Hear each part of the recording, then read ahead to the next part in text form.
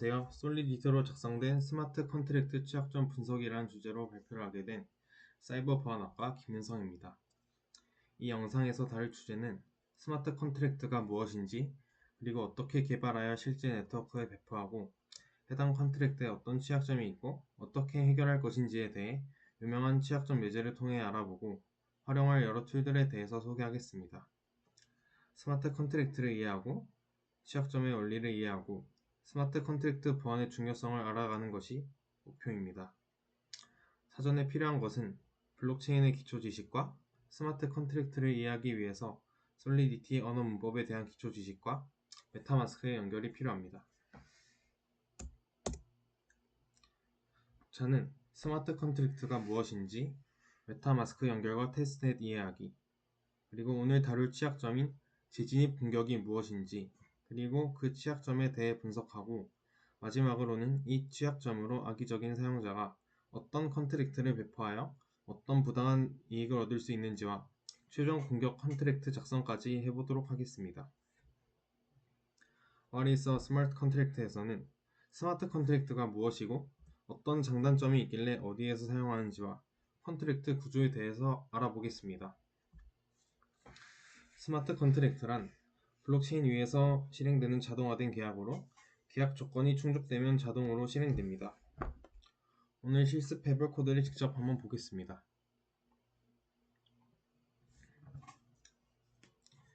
여기 if문을 보시면 이제 만약에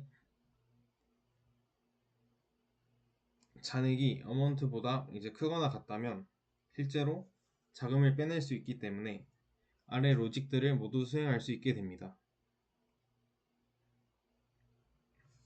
그래서 스마트 컨트랙트의 장점은 투명성, 변경 불가능성, 비용 절감 등이 있습니다. 투명성은 컨트랙트가 네트워크에 배포되면 블록체인에 저장되고 이더스캔과 같은 사이트에서 누구나 볼 수 있기 때문에 위변조가 불가능합니다.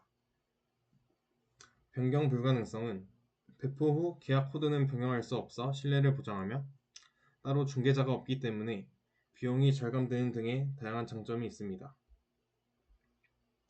단점은 변경 불가능성과 가스 비용이 있습니다. 변경 불가능성은 장점에도 있었듯이 양날의 검입니다. 버그나 취약점이 있으면 이를 쉽게 수정할 수 없어 프록시 패턴과 같은 업그레이드 가능한 컨트랙트로 설계해야 합니다. 또한 컨트랙트를 실행할 때마다 가스 비용이 든다는 단점이 있습니다. 가스 비용이 왜 들까요? 가스비란 블록체인에서 트랜잭션 또는 스마트 컨트랙트를 실행할 때 발생하는 연산 비용으로 네트워크의 안정성을 유지하고 악의적인 사용자가 무의미하거나 과도한 트랜잭션을 계속 전송하면 네트워크가 혼잡해져 다른 사용자들에게 피해를 끼칠 수 있기 때문에 존재합니다. 예를 들어 악의적인 사용자가 네트워크에 혼란을 주기 위해 무의미한 트랜잭션을 계속 보낸다고 가정합니다. 만약 가스비가 없다면 블록체인 네트워크만 피해를 입겠지만 가스비를 악의적인 사용자가 부담함으로써 무의미한 트랜잭션에 대한 비용을 계속 지불해야 하기 때문에 이런 공격을 막을 수 있습니다. 그 외에도 가스비는 네트워크를 유지하는 역할을 하기 때문에 꼭 필요한 요소입니다. 이러한 스마트 컨트랙트는 탈중앙화 금융 서비스인 디파이, 그리고 대체 불가능한 토큰인 NFT, 그리고 다양한 곳에서 현재 활용되고 있는 투표 시스템 등 매우 다양하게 사용되고 있습니다. 메타마스크 커넥션에는 메타마스크가 무엇이고 어떤 역할을 하며 왜 필요한지, 그리고 어떤 장점이 있고 보안을 위해 계정을 생성할 때 알려주는 니모니 코드에 대해 알아보겠습니다. 메타마스크는 블록체인 네트워크와 상호작용할 수 있는 웹 기반의 암호화폐 지갑으로 주로 이더리움 네트워크에서 사용되며 트랜잭션 서명, 토큰 관리, 스마트 컨트랙트와의 상호작용을 지원합니다. 사진에서 볼 수 있듯이 스마트 컨트랙트를 블록체인에 배포하는 등 블록체인 네트워크에서 작업을 수행할 때마다 트랜잭션에 서명을 해야 합니다. 그 외에도 테스트넷과 같은 여러 블록체인 네트워크 간 전환이 가능하고 암호화폐 잔액 및 토큰을 관리하고 전송하고 받을 수 있습니다. 또한 원하는 만큼의 계정을 생성할 수 있다는 장점이 있습니다. 실습을 한번 해보겠습니다. 저는 이미 설치되어 있지만 구글에 메타마스크를 검색하여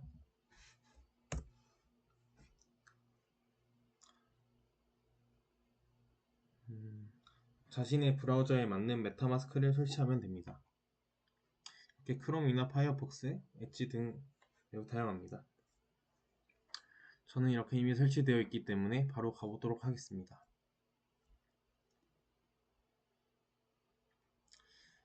이렇게 설정해 보면 비밀 복구 구문이라는 것이 있습니다. 이것은 절대 공개해서는 안 되는데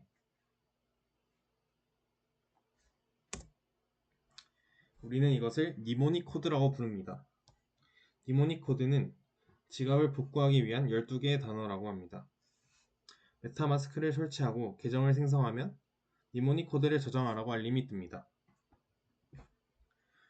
프라이빗 키는 너무 복잡한 단어들로 구성되어 있기 때문에 이를 쉽게 입력할 수 있도록 갖춰진 방식이 니모닉 코드입니다. 만약 다른 컴퓨터에서 내 메타마스크 지갑에 연결하고 싶으면 이 니모닉 코드를 통해 인증할 수 있습니다. 즉, 니모닉 코드는 지갑의 모든 자산에 접근할 수 있는 최고 수준의 보안 정보입니다.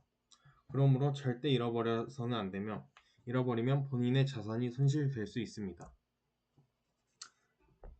니모닉 코드를 안전하게 보관하는 방법이 여러 가지 있는데 일반적으로는 오프라인에 백업할 것을 권장합니다. 왜냐하면 디지털 파일에 저장하면 해당 파일이 저장된 곳이 해킹당하면 자산을 도난당할 위험이 있기 때문입니다. 혹은 이 단어들을 여러 개로 쪼개서 핸드폰이나 노트북 그리고 종이 등 여러 공간에 쪼개어 저장하는 방법도 있습니다. Understanding TestNet에서는 테스트넷이 무엇이고 포셋이 무엇이고 블록체인 네트워크에서 어떤 이유로 테스트넷이 필요한지에 대해 설명하겠습니다. 테스트넷이란 개발 및 테스트를 목적으로 사용되는 블록체인 네트워크입니다. 실제 자산을 사용하지 않으며 개발자와 사용자 모두 위험 없이 스마트 컨트랙트를 실험할 수 있습니다. 실제 메인넷과 거의 동일한 환경이며 무료로 제공되는 테스트 이더를 사용합니다. 세폴리아와 헐스키 등 매우 많은 테스트넷이 있습니다. 왜 사용하는가에 대해 의문이 들 수 있는데 블록체인 네트워크에서 트랜잭션을 생성하고 배포하려면 앞서 말했듯이 가스비라는 비용이 들게 됩니다. 만약 가스비가 0.1이더가 든다고 가정하면 1이더가 현재 한 530만원 정도 되기 때문에 블록체인 네트워크에서 작업을 하기 위해서는 53만원 정도의 금액을 지불해야 합니다. 물론 실제로 이렇게 많이 들진 않겠으나 몇백원, 몇천원에서 몇만원이라도 충분히 비싼 금액입니다. 그러므로 포셋을 통해 테스트 이더를 받아와 테스트넷에서 컨트랙트를 실험하고 배포하는 것입니다. 포셋이란 사전적 의미로 수도꼭지입니다. 무료로 일정량의 테스트넷 이더를 배포하는 서비스입니다. 테스트넷에서 트랜잭션을 수행하고 컨트랙트 배포 비용을 충당하기 위해 사용됩니다. 한번 실습해 볼 건데 저는 홀스키 포셋에서 테스트 이더를 받도록 하겠습니다. 여기 있는데 처음부터 보면 홀스키 포셋이라고 치면 바로 나옵니다.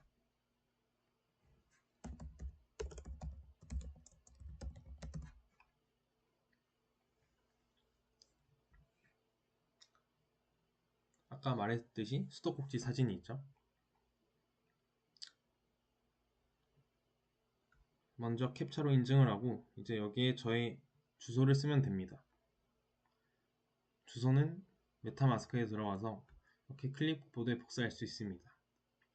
지금 여기 있는 돈도 제 돈이 아니라 이렇게 홀스키에 있는 테스트 이더입니다. 그래서 여기에 제 주소를 입력해주면 채굴이 시작되게 됩니다.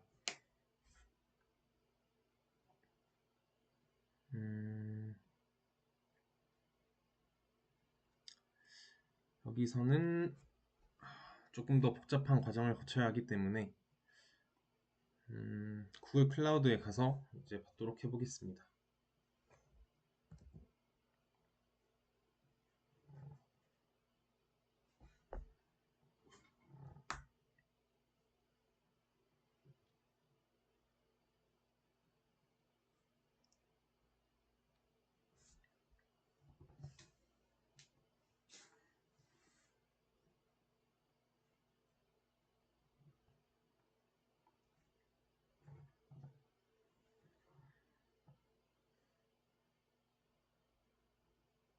네, 이제 됐다고 뜨니까 한번 확인을 해 보겠습니다.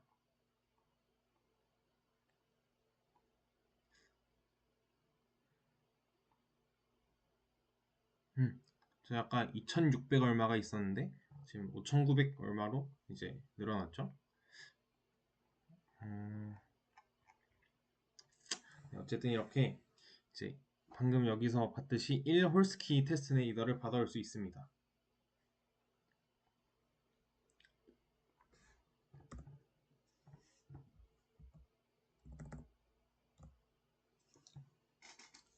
그러나 이런 포셋에도 단점이 존재합니다.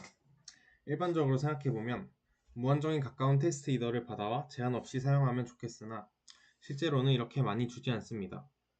왜냐하면 테스트 이더를 무한정 제공하면 악의적인 사용자가 반복적으로 요청하여 네트워크를 방해하고 자원을 낭비할 수 있습니다. 예를 들어 악의적인 사용자가 봇을 사용해 테스트 이더를 과도하게 요청하면 포셋의 자원이 고갈되게 됩니다. 또한 포셋 서버도 운영 비용과 네트워크 자원을 필요로 하므로 운영자가 자원 유지에 어려움을 겪습니다. 그래서 실제로는 0.01에서 0.5 이더 내외로 지급 또는 이제 요청 주기를 제한하거나 메타마스크에서 거래 활동이 있었던 지갑에 대해서만 제공하기도 합니다. 아까 구글 클라우드에서는 1 이더나 제공해서 생각보다 많이 주셨는데 다른 포셋에 보면 실제로 이렇게 많이 주지 않습니다. What is a re-entrancy attack에서는 재진입 공격이 무엇이고 어떤 로직에 의해 코드가 돌아가는지 보겠습니다. 재진입 공격은 외부 호출 중 상태를 업데이트하지 않는 틈을 타 반복적으로 호출하여 자산을 탈취하는 공격입니다. 실습으로 가서 이더넛이라는 게임 사이트에서 실제 컨트랙트 로직을 살펴보도록 하겠습니다. 이더넛이란 오픈 제플린이 개발한 스마트 컨트랙트 보안 문제를 학습하는 게임 플랫폼인데 컨트랙트 보안과 관련된 다양한 문제들이 있습니다. 여기에 재진입 공격도 있기 때문에 이더넛에서 컨트랙트 로직을 살펴보도록 하겠습니다. 근데 설명하기에 앞서 솔리디티에만 있는 고유한 개념들을 짧게 설명해서 코드의 이해를 돕도록 하겠습니다. message.value는 트랜잭션과 함께 전송된 이더의 양으로 unsigned int 256 타입입니다. message.sender는 현재 함수를 호출한 주체로 이더를 보낸 사용자일 수도 있고 컨트랙트를 호출한 상위 컨트랙트일 수도 있습니다. 콜은 외부 컨트랙트를 호출하거나 이더를 전송할 때 사용되는 함수입니다.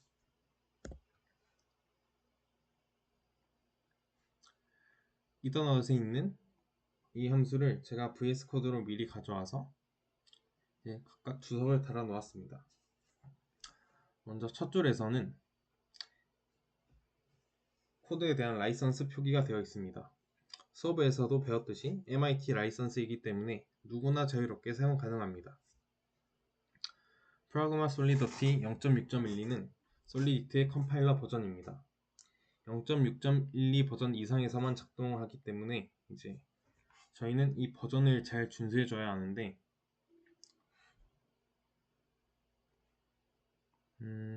리믹스 ID라는 이제 저희가 실제로 배포할 때 사용할 수 있는 툴이 있습니다. 여기에서 보면 현재 0.6.12도 있고 제일 최신 걸 보면 0.8.28까지 있습니다.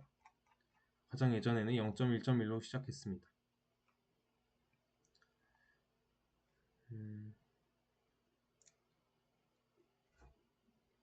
이렇게 매우 많은 컴파일러 버전이 있는데 이제 0.8.28로 갈수록 최신 컴파일러 버전이고 이전 버전을 써도 상관은 없는데 그만큼 업데이트가 반영되어 있지 않아서 호환이 되지 않습니다.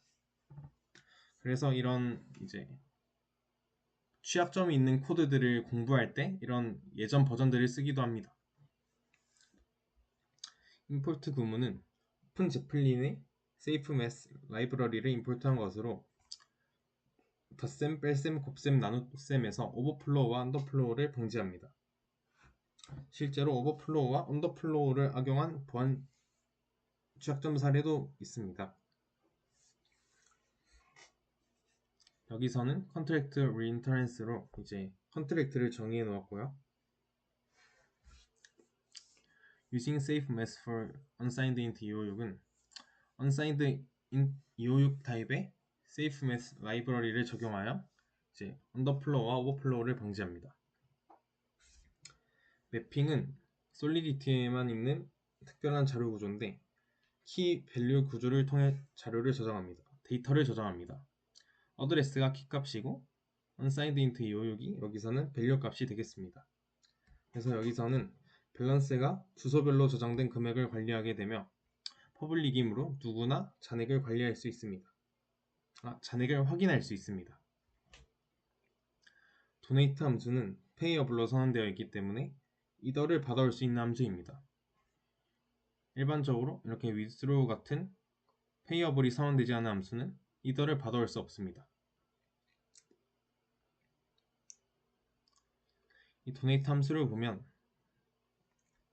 safemath의 이 add라는 메서드가 여기 safemath에 있는 메서드입니다. 그래서 이 message.value로 받아온 이더만큼 더하고 오버플로우를 방지합니다. 그래서 실제로는 이것과 같은 연산인데 조금 더 안전하다고 볼 수 있겠습니다.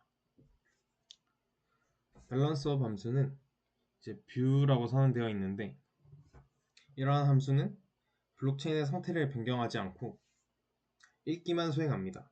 읽기 전용입니다. 그래서 단순히 이 잔액을 확인하는 함수로 특별한 로직이 따로 없기 때문에 이제 가스비를 소모하지 않습니다. 이 뷰가 없으면 가스비를 조금이라도 소모하겠지만 여기서는 소모하지 않습니다. 왜냐하면 뷰라고 이제 선언해놨기 때문입니다. withdraw가 함수가 여기서 가장 중요한 함수입니다. 여기서는 이제 if문을 통해 함수를 호출한 주체가 이 message.sender가 가진 이더가 매개 변수로 받아온 amount보다 많은 경우 실행됩니다. message.sender에게 콜로 amount에 해당하는 값을 전송하고 호출합니다. 이때 message.sender를 호출했기 때문에 이 주체가 만약 다른 악의적인 컨트랙트라면 그 컨트랙트 내의 다음 구문이 실행되게 되겠죠? 왜냐하면 이렇게 저희가 콜로 이 message.sender를 호출했기 때문입니다. 그래서 이제 마지막 구문은 사실 큰 의미는 없는 구문이지만 이더 전송이 성공했는지 이제 확인하는 코드입니다. 그리고 만약에 이더가 전송이 됐다면 이제 실제 잔액에서 어마운트만큼 차감하게 됩니다. 마지막으로 리시브 함수도 정말 중요합니다. 여기에 현재 로직이 없기 때문에 이제 아무런 행동도 하지 않지만 만약에 이 컨트랙트가 예를 들어서 이렇게 페이어블로 돈을 받는다면 이 이더를 받아오는 즉시 이 리시브 함수가 실행됩니다.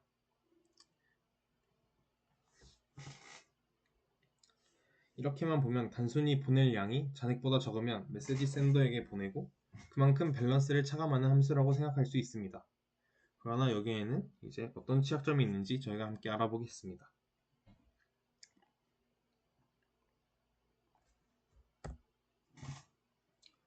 취약점 분석에서는 재진입 공격의 보안 취약점을 집중적으로 분석하고 이를 악용한 실제 사례를 알아보겠습니다. 재진입 공격은 얼마나 심각한 취약점인지 알아보겠습니다. CVSS라고 Common Vulnerability Scoring System이라는 소프트웨어 취약점의 심각도를 표준화된 방식으로 평가하고 점수하는 시스템이 있습니다.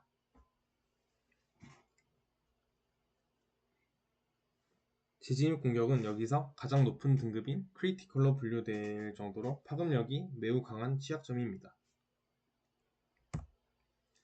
이 컨트랙트에서 가장 중요한 함수는 아까 말했듯이 withdraw 함수인데 악의적인 사용자를 여기선 해커라고 지칭하고 자금을 탈취할 곳을 금고에 해당하는 vault라고 지칭하도록 하겠습니다. 해커가 만약에 withdraw 함수를 호출하게 되면 로직에 의해 message.sender에게 amount에 해당하는 금액을 전송하고 콜을 통해 message.sender를 호출합니다. 만약 이때 악의적인 사용자가 콜을 통해 호출되었을 경우 다시 withdraw 함수를 호출한다면 처음으로 되돌아가게 됩니다.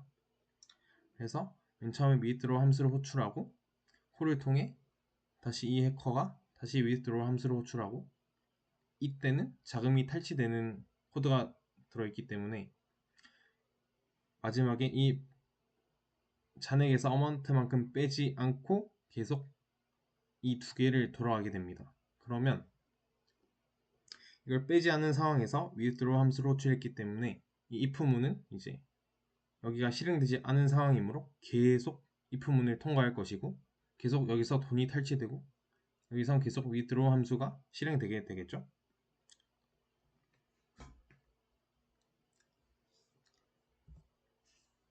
그래서 최종적으로는 이 if문을 통과했음에도 더 이상 저희가 아까 말했듯이 BERT라는 금고에 돈이 남아있지 않기 때문에 이제 빼낼 돈이 없어 스탑되게 됩니다. 그 뜻은 다 자금이 탈취되었다는 의미겠죠. 왜 이러한 취약점이 발생하냐면 아까 말했듯이 마지막에 있는 밸런스에서 어마운트만큼 빼주는 코드가 마지막에 있기 때문입니다.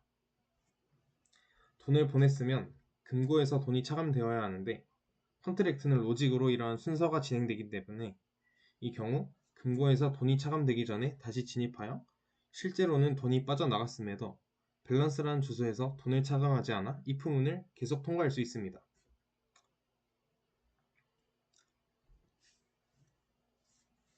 왜 이러한 취약점이 발생했냐면 CEI 패턴을 지키지 못했기 때문입니다. CEI 패턴은 스마트 컨트랙트에서 권장되는 코딩 패턴으로 체크, 이펙트, 인터랙션의 단계입니다. 체크는 검증으로 함수 호출 조건을 먼저 확인합니다. 아까 보았듯이 여기서는 if문이 되겠죠. 그리고 두 번째는 효과로 이제 상태를 먼저 업데이트하는데 저희가 제일 마지막에 있었던 잔액에서 어마운트만큼 차감해주는 코드가 중간에 있어야 합니다. 그리고 세 번째로 인터랙션이라고 외부 호출, 외부 컨트랙트나 주소와 상호작용을 할 수 있는 저희가 아까 봤던 콜 함수가 있겠습니다. 그래서 저희는 아래와 같이 순서를 수정해야 합니다. 아까는 이렇게 체크, 그 다음에 여기가 인터랙션, 그리고 마지막이 이펙트. 하지만 여기서는 체크, 이펙트, 그리고 여기가 인터랙션이 되겠습니다. 이렇게 CEI 패턴을 지키면서 코딩을 하면 외부 호출 중에 상태 변경이 이루어지지 않도록 보장하기 때문에 재진입 공격과 같은 취약점을 방지할 수 있습니다. 그러므로 아까 봤던 재진입 공격의 경우 코딩 패턴은 CIE 패턴으로 이제 코딩했기 때문에 보안 취약점이 발생하게 된 것입니다. 실제 사례로는 다오 해킹 사건이 있습니다. 다오는 Decentralized Autonomous Organization으로 탈중앙화 자율 조직입니다. 다오는 투자를 통해 받은 자금을 어느 기업에 투자할지 탈중앙적으로 결정합니다. 이들은 계약자와 스마트 컨트랙트로 이어진 계약을 맺습니다. 이 실제 사례에서는 해커가 CIE로 잘못 작성되어 있는 컨트랙트 로직을 보고 악의적인 컨트랙트를 작성해서 내부 상태가 업데이트 되기 전에 반복적으로 이더를 출금해서 당시 약 500억에 달하는 360만 이더를 탈취한 사례입니다. 아까 저희가 봤던 재진입 공격과 매우 유사하게 공격을 하였습니다. 이 사건이 얼마나 큰 영향을 미쳤냐면 저희는 빗썸과 같은 모든 거래소에서 볼 수 있듯이 이더리움도 있고 이더리움 클래식도 있습니다.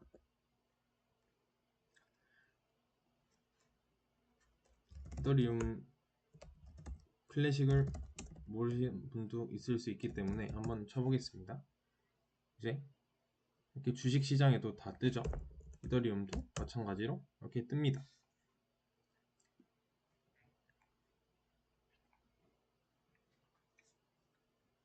이더리움이 이렇게 둘로 나눠진 이유가 바로 다오 해킹 사건입니다. 이 사건 이후 커뮤니티는 둘로 분열되었는데 블록체인은 불변이어야 한다는 철학을 내세우는 이더리움 클래식과 사용자 자산을 보호하기 위해 개입할 수 있어야 한다는 현재 이더리움이 있습니다.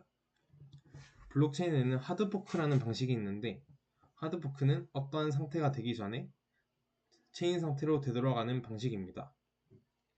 만약에 이 다오 해킹 사건이 100번째 블록에서 이제 이런 컨트랙트가 실행되었다고 가정을 하고 현재 105번째 블록까지 나왔다고 가정을 해봅시다. 그러면 저희는 이렇게 100번째 블록에서 문제가 발생했기 때문에 다 같이 99번 블록으로 돌아가자. 이런 것이 하드포크입니다. 해커가 이더를 탈취하기 전 상태로 되돌아가는 게 이제 하드포크가 되겠죠.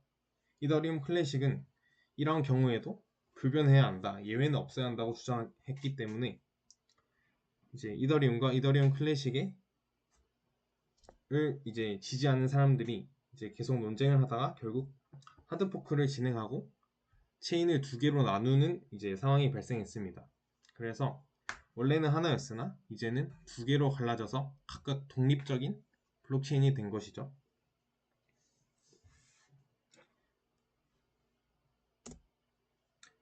재진 공격 시뮬레이션에서는 실제로 악의적인 컨트랙트를 작성해 보겠습니다. 사실 숙련자가 아니면 이런 악의적인 컨트랙트를 작성하는 것은 매우 어렵습니다. 저희 주제의 목표는 컨트랙트 작성이 아니라 취약점의 원리를 이해하고 컨트랙트를 배포하는 과정이기 때문에 제가 사전에 작성한 컨트랙트를 보여드리고 설명하도록 하겠습니다. 여기 있는 컨트랙트가 제가 작성한 코드입니다. 위에는 동일하고 이제 생성자부터 설명하겠습니다. 여기 생성자에서는 공격 대상 컨트랙트의 주소를 입력받아 초기화합니다. 생성자가 있어야 실제 주소로 입력으로 받아올 수 있기 때문에 이제 생성자는 꼭 필요합니다. 그리고 어택 함수는 실제 공격을 수행하는 함수입니다. 퍼블릭 페이어블로 선언되어 있기 때문에 공격자가 이더를 전송할 수 있도록 허용합니다. 먼저 도네이트 함수를 호출해서 현재 컨트랙트를 기부자로 지정하고 withdraw 함수를 호출해서 이더를 출금합니다. 아까 말했듯이 receive 함수는 이더가 출금되자마자 바로 실행되는 함수입니다.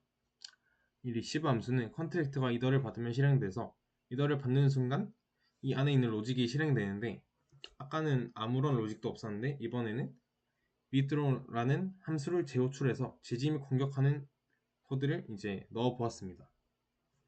그렇게 되면 이제 공격자가 withdraw 함수를 실행해서 돈을 받아오고 이 자금의 잔액에서 아까 말했듯이 amount라는 금액을 이제 빼기 전에 다시 이 receive 함수로 재호출을 하게 됩니다.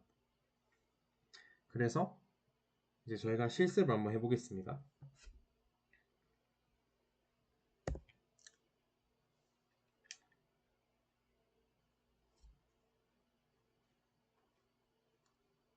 리믹스 ID에서 이거는 이제 최종적으로 코드가 이제 이렇게도 할 수 있고 이제 코드를 짜는 방식은 매우 다양하기 때문에 컴파일이 아까 안 돼서 제가 새롭게 여기서 짜봤고요. 여기서는 이제 컴파일 한번 해보겠습니다. 컴파일이 되니까 저희는 이더넛으로 가서 인스턴스를 먼저 생성하도록 하겠습니다. 인스턴스는 이 취약점이 있는 컨트랙트를 이제 실제로 배포하는 것입니다. 그래서 이 인스턴스 주소는 취약점이 있는 컨트랙트의 주소가 되겠죠.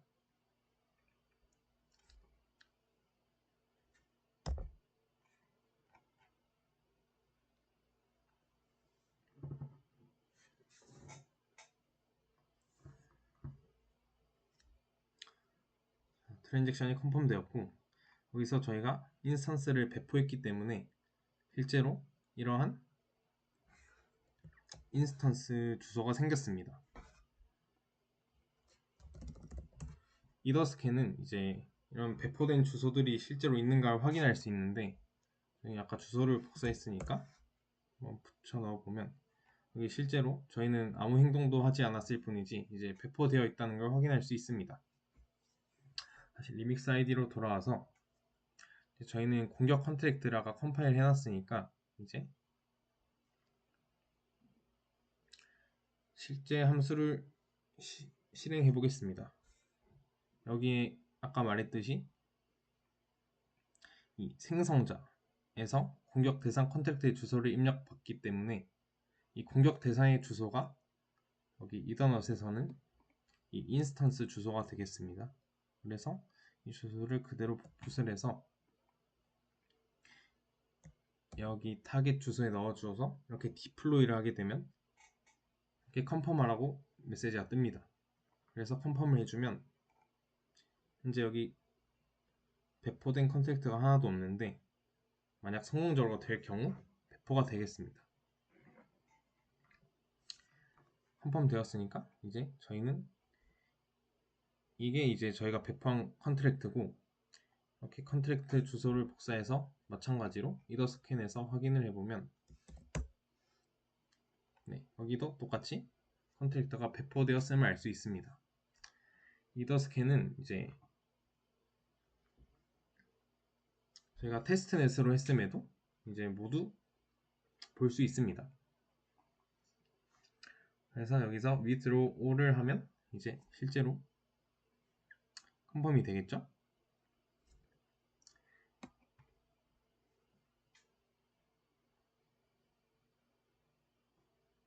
어쨌든 이제 여기까지가 제가 준비한 내용입니다.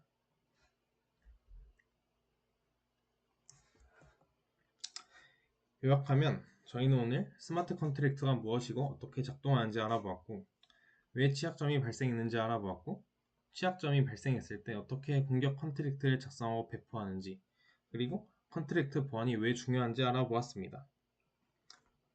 제가 이 영상을 만들면서 참고했던 자료들은 모두 레퍼런스에 명시해 놓았습니다. 제 강의가 도움이 되셨기를 바라며 들어주셔서 감사합니다.